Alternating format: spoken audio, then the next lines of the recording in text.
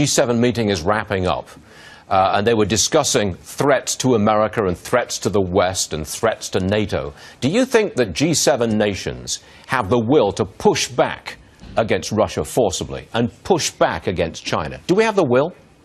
No, absolutely not. The Europeans are feckless on this, and so is the United States. Putin is likely today, as we're talking, Stuart, the most feared and the most respected leader in the world today. Sad as that is. Very popular in his own country as well. He's been able to achieve an annexation of Crimea, eastern Ukraine. He's going to continue to do this.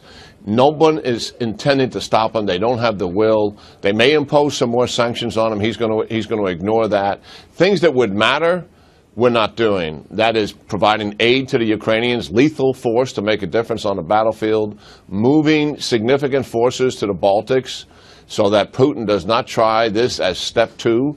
And what I believe is his ultimate goal is to challenge the very existence of NATO. He knows that the transatlantic alliance is weak, and he's going to take advantage of it. But you don't see any change to that position. You don't see a will on the part of this administration or the Europeans to push back forcibly. No, absolutely not. They've thrown their hand in a long time ago. All you're going to get out of them is rhetoric. There may be some increase in sanctions, but even the Europeans are pushing back on that. And if it is, it will have no impact on Putin. How about China? I mean, are they a really serious threat to us? Well, what's happened with China is, I think many people looked at China for years and believed that for a long time, they had a defensive military strategy. I was one of them. Just recently, they have changed their strategy, and that is they clearly want to dominate the Western Pacific, and they're going to be much more aggressive and much more assertive in doing that. You can see that being played out now as they're building islands in the South China Sea.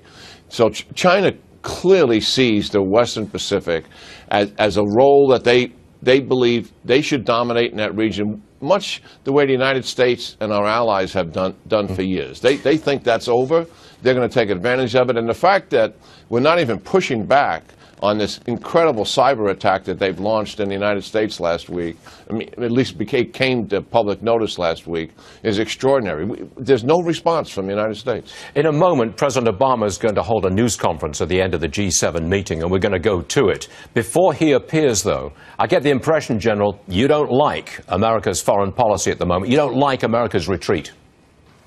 Well, absolutely not. I mean, when you think about what's happening, the radical Islam has morphed into a global jihad, and revisionist powers, Iran, Russia, and China, are all seeking regional domination, and nobody is pushing back on these objectives that they're trying to achieve.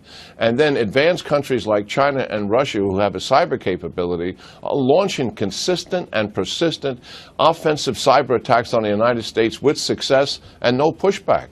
When you look at all of that being played out, clearly the security of the United States is much more in jeopardy than what it has been 5 or 6 years ago.